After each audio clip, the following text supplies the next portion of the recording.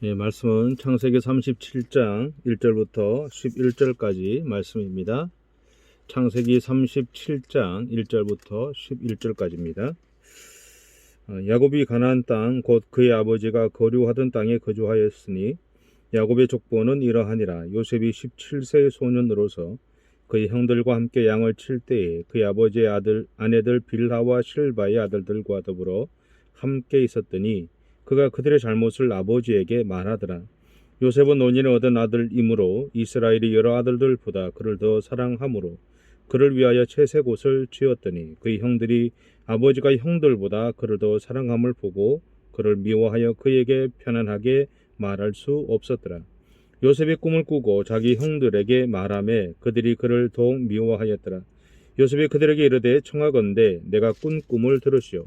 우리가 밭에서 곡식단을 묶더니 내 단은 이로서고 당신들의 단은 내 단을 둘러서서 절하더이다. 그의 형들이 그에게 이르되 네가 참으로 우리의 왕이 되겠느냐, 참으로 우리를 다스리게 되겠느냐 하고 그의 꿈과 그의 말로 말미암아 그를 더욱 미워하더니 요셉이 다시 꿈을 꾸고 그의 형들에게 말하여 이르되 내가 또 꿈을 꾼즉 해와 달과 11별이 내게 절하더이다 하니라. 그가 그의 꿈을 아버지와 형들에게 말하매 아버지가 그를 꾸짖고 그에게 이르되 네가 꾼 꿈이 무엇이냐? 나와 네 어머니와 내 형들이 참으로 가서 땅에 엎드려 내게 절하겠느냐? 그의 형들은 시기하되 그의 아버지는 그 말을 간직해 두었더라. 아멘. 요셉은 성경에 등장하는 인물들 중에서 꿈을 꿀 줄 아는 사람이었습니다. 본문 1절부터 4절에서는 요셉의 오랜 시절에 대해서 이야기를 하죠. 먼저 그는 형들과 함께 양을 치는 사람이었습니다. 하지만 그가 전적으로 양치기로 살았다고 볼 수는 없습니다. 왜냐하면 성경은 양을 치던 형들이 빌하와 실바의 소생이라고 밝히고 있기 때문입니다.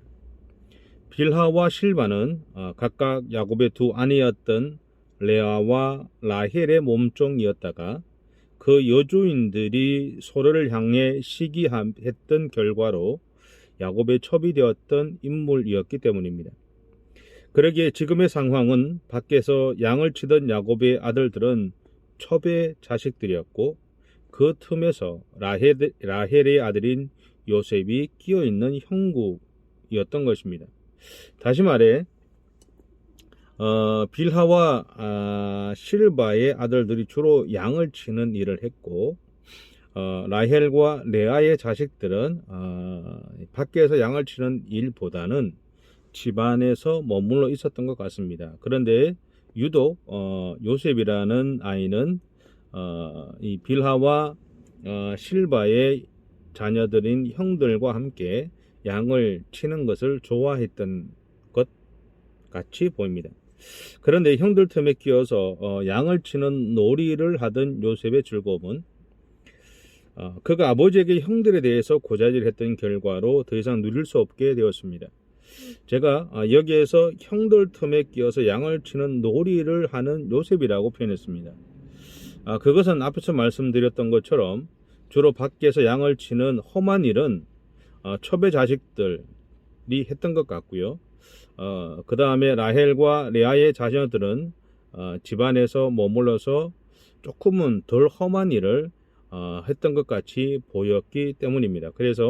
그리고 이 요셉은 양을 치는 일을 좋아했던 것 같습니다. 다르게 조금 표현하면 양 치는 놀이를 좋아했던 것 같이 보였기 때문에 제가 그렇게 표현을 했습니다. 어쨌든 이런 요셉을 향한 형들의 마음에 대해서 사전은 이렇게 증언합니다. 그에게 편안하게 말할 수 없었더라.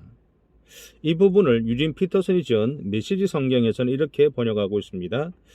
그들은 요셉에게 말조차 걸지 않았다. 요셉이 형들의 잘못에 대해서 아버지에게 고자질을 했던 결과로 인해서 형들은 요셉에게 말을 걸지 않을 정도로 철저하게 요셉과 거리를 두고 살았다라는 것을 이야기하죠. 형들이 요셉에게 이런 태도를 보이게 된 이유는 두 가지입니다. 첫째는 앞에서 언급한 것처럼 요셉이 형들의 잘못에 대해서 아버지에게 고자질했기 때문이죠. 두 번째는요, 사실은 이 요셉의 문제라기보다는 아버지 야곱의 태도가 문제였던 것입니다. 이 야곱이 형들보다 요셉을 더 사랑했기 때문입니다. 성경은 이 아버지인 야곱이 요셉을 얼마나 사랑했는지에 대한 징표로 채색 옷이라는 것을 등장시킵니다. 바로 이런 이유로 형들은 요셉을 미워했습니다. 하지만 요셉은 아버지에게 사랑을 받고 있었고요. 형들을 따라서 양을 치러 갈 때에도 아마도 아버지를 졸라서 따라갔을 가능성이 많습니다. 거기에 덧붙여서 요셉에게 허락했을 때 아버지는 형들을 따로 불러서 요셉을 잘 돌보라는 특명을 주었을 가능성이 높죠. 형들 입장에서 보면 요셉은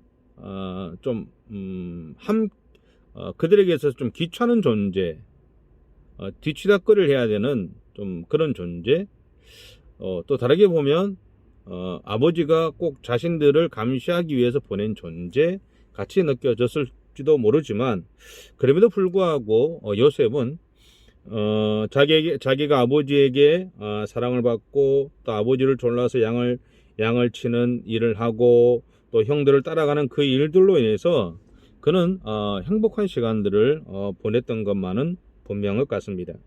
그런 요셉이 어느 날 꿈을 꾸게 되죠. 그리고 자신의 꿈 이야기를 아버지와 형들에게 하게 됩니다. 그 내용은 첫째, 밭에 있던 곡식단 중에서 요셉의 단은 일어서고 다른 형제들의 단은 자신의 단에게 절을 하더라는 것이고요. 두 번째는 해와 달과 11개의 별이 자신을 향해서 절을 하더라는 것입니다.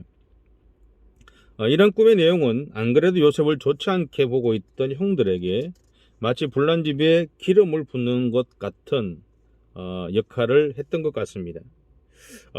이 결과로 요셉을 향한 형들의 분노는 극에 달하게 되죠.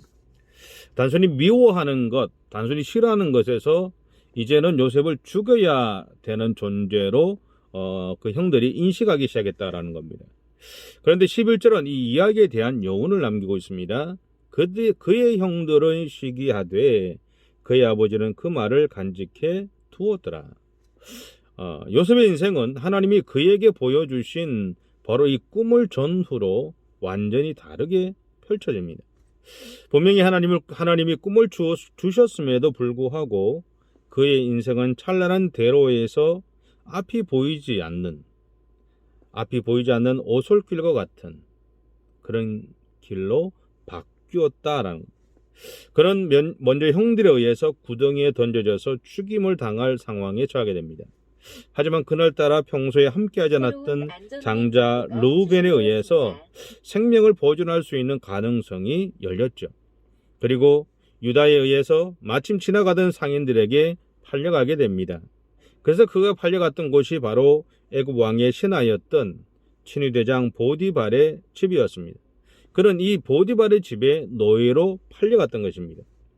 성경의 표현대로하면 창세기 39장 3절과 4절입니다. 그의 집이 여호와께서 그와 함께 하심을 그의 주인이 여호와께서 그와 함께 하심을 보며 또 여호와께서 그의 범사에 형통하게 하심을 보았더라. 요셉이 그의 주인에게 은혜를 입어 섬김에 그가 요셉을 가정총무로 삼고 자기 소유를 다 그의 손에 위탁하니, 보디발의 눈에 보인 요셉은 단순히 한 사람의 노예가 아니었습니다. 보디발의 눈에 보인 요셉은 하나님이 돌보시는 사람이었습니다. 그래서 그는 요셉에게 자기 집의 모든 대소사를 관장하게 함으로써 그는 요셉 때문에 자기 집에 하나님의 복주심이 일어나기를 기대했습니다. 그리고 이러한 보디발의 도박은 성공하죠. 자, 그렇다면 하나님은 언제부터 요셉과 함께 하셨을까요? 우리가 예수님을 나의 구세주로 믿을 때부터 하나님은 성령으로 우리와 함께 하십니다. 마찬가지로 요셉은 태어나면서부터 아버지 야곱으로부터 신앙 교육을 받으며 자랐습니다. 하나님의 백성으로 하나님 안에 살아갈 때 어떻게 살아가야 할지에 대해서 철저하게 양육받으며 자랐습니다. 그렇기 때문에 요셉의 인생에서 하나님은 그와 함께 하셨다라는 것을 우리는 추측할 수 있습니다. 다만 하나님의 함께 하심이 눈에 보이게 요셉의 인생에서 드러나기 시작한 것은 그가 고통의 자리에 섰을 때부터였다는 겁니다. 아버지에게 신앙 교육을 받을 때, 그리고 아버지에게 사랑을 받고 그 사랑 가운데서 행복한 삶을 살아갈 때라기보다는 그가 고통의 자리에 섰을 때부터 하나님의 함께 하심이 그의 인생에서 드러나기 시작했다라는 겁니다. 다시 말하면 그가 아버지의 품을 떠나 그리고 형들에게 거절을 당하고 세상에서 무시당하는 자리에 서게 되었을 때야 하나님의 함께 하심이 구체적으로 그의 삶에서 나타나기 시작한 것입니다.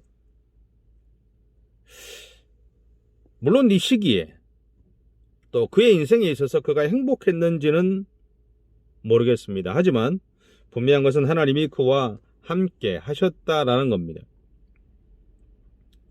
형들에게 거절당하고 아버지의 품을 떠나고 세상에서 무시당하는 자리에 섰을 때 그가 행복했는지는 모릅니다.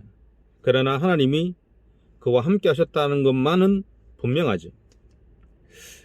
우리는 창세기 39장에서 하나님이 요셉과 함께 하실 수 있었던 하나의 태도를 찾을 수 있습니다.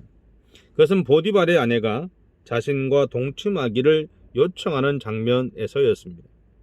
주인의 아내의 사랑을 받는다는 것은요, 어떤 의미에서는 지금보다 더 나은 삶이 보장되어졌다고 할 수 있을 겁니다. 하지만 요셉은 보디발의 아내의 유혹을 거절합니다. 그 이유에 대해서 창세기 39장 8절과 9절은 이렇게 선언합니다. 이 집에는 나보다 큰 이가 없으며 주인이 아무것도 내게 금하지 아니하였어도 금한 것은 당신뿐이니 당신은 그의 아내입니다. 그런즉 내가 어찌 이 큰 악을 행하여 하나님께 죄를 지으리까? 여인이 날마다 요셉에게 청하였으나 요셉이 듣지 아니하여 동침하지 아니할 분들어 함께 있지도 아니하더라. 여기서 내가 어찌 큰 악을 행하여 하나님께 죄를 지으리까라는 요셉의 고백은 지금 하나님 안에서 살고자 애쓰고 있는 요셉의 마음을 우리에게 보여주기에 충분하지요. 분명 요셉이 행복한지는 모르겠습니다. 하지만 분명한 것은 요셉이 자신의 인생에서 하나님을 떠나 살지 않기로 결정했다라는 것입니다. 자신의 인생 가운데 어떠한 일이 일어나더라도 자신은 하나님을 떠나 살지 않기로 결정했다라는 거죠. 그런데 이 결정으로 요셉은 보디발의 집안에 있던 왕의 제수들을 특별히 감금하는 감옥에 갇히게 됩니다. 그 이유는 분명하죠. 보디발의 아내를 그가 급간하려고 했다라는 모함을 받았기 때문입니다. 여러분, 우리가 기대하는 것은요, 내가 하나님을 선택했다면 어려운 문제가 있더라도 해결되어야 했습니다. 하지만 하나님을 선택했음에도 불구하고 요셉의 삶에는 어려움들이 계속해서 몰아치고 있었습니다. 여러분이 이러한 모습, 이러한 요셉의 모습이 오늘 우리의 모습은 아닐까요? 혹시 여러분 가운데 지금 계속해서 어려움들로 인해 다가오는 어려움들로 인해서 힘겨워하는 분들이 계시지 않습니까?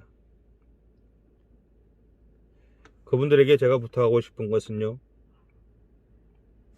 여러분의 인생에서 요셉처럼 하나님을 떠나 살지 않기로 결정하시라는 것입니다.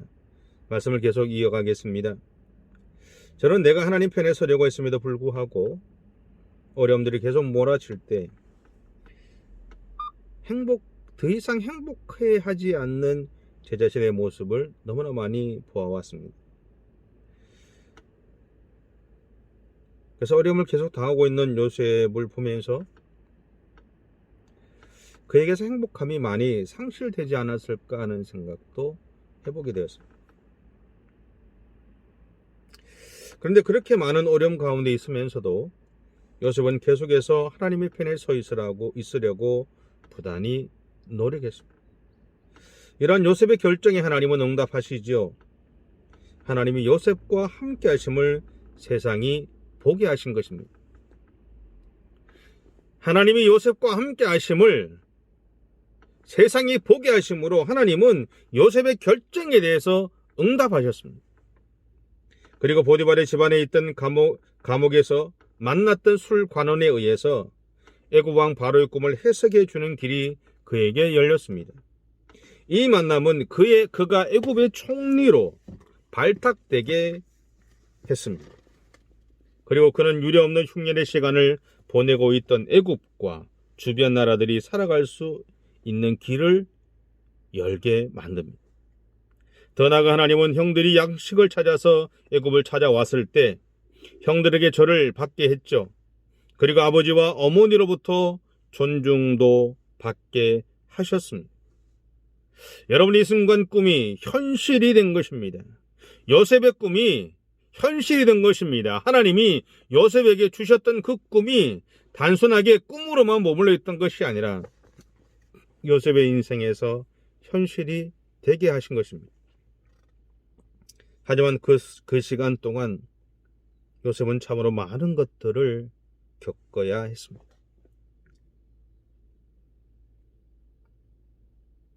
그럼에도 요셉은 그 어려움 속에서도 항상 하나님 편에 서 있기를 결단하고 그렇게 살아갔죠.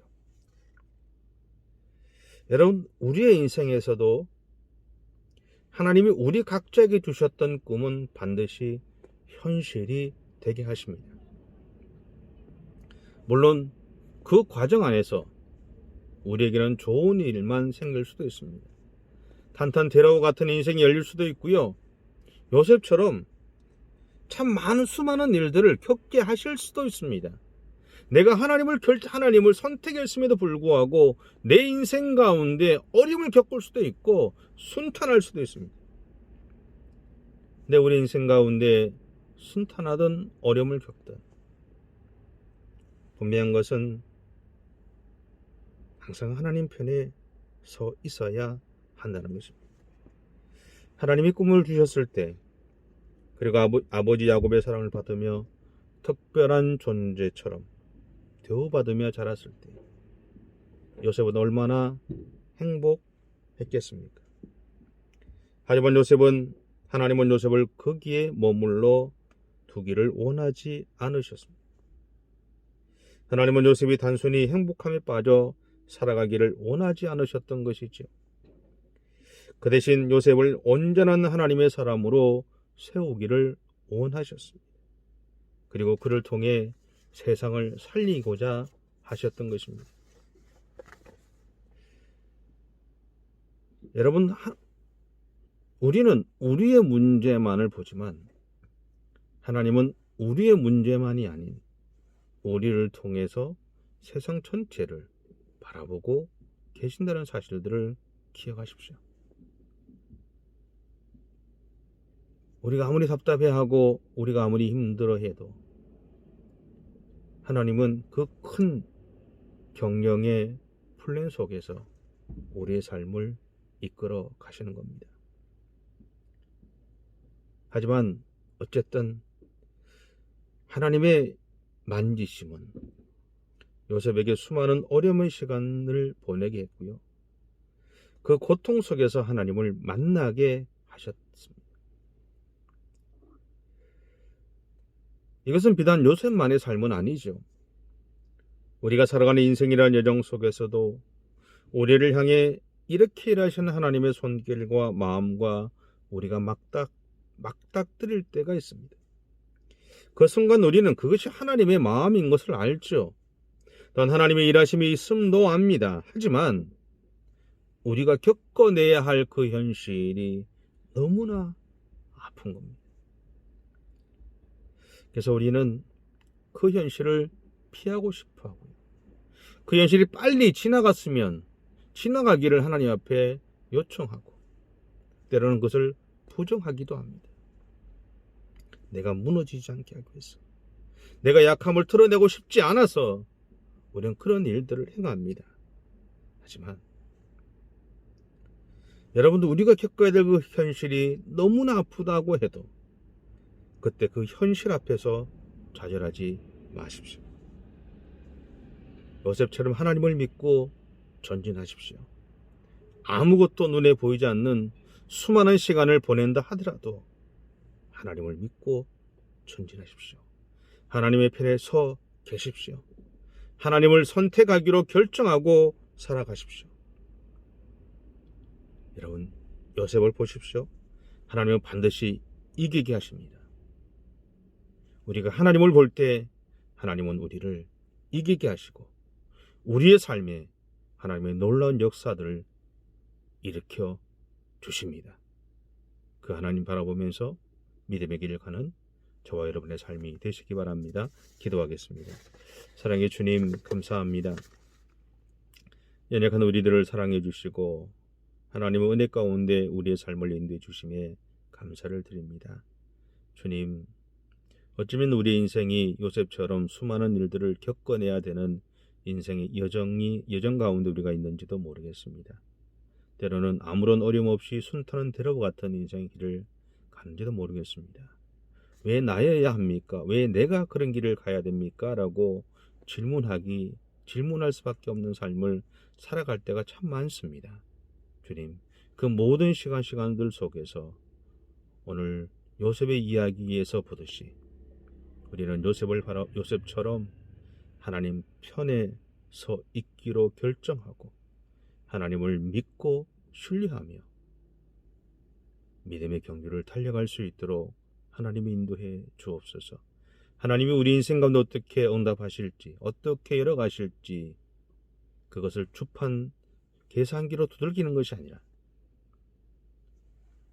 하나님이 나의 아버지시기에 내가 하나님을 믿기에 그 하나님을 믿으면서 그 수많은 어려움 가운데 있다 하더라도 예상치 못한 일들이 우리 가운데 벌어진다 하더라도 좌절하지 말고 하나님을 향한 믿음의 여정을 계속해서 나아갈 수 있는 그런 우리 모든 성도들의 생애가 되어줄 수 있도록 하나님 함께해 주시옵소서. 감사드리며 예수님의 이름으로 기도드립니다. 아멘. 지금은 우리 주 예수 그리스도의 무한하신 은혜와 하나님 아버지의 극진하신 사랑하심과 성령님의 감동감화 위로를 통하시는 은혜가 우리 앞에 있는 알 수 없는 미래에 대해서 또 우리가 느끼는 수많은 겪어내야 하는 일들 때문에 우리의 눈을 막고 우리의 삶을 막는 수많은 일이 있다 하더라도 우리는 여전히 하나님 편에 우리의 마음을 두고 하나님만을 바라보면서 믿음의 길을 달려가기로 작정하는 우리 모든 성도들과 가정과 생업 가운데 지금부터 영원까지 함께 하시기를 간절히 축원하옵나이다. 아멘. 한 주간도 승리하세요.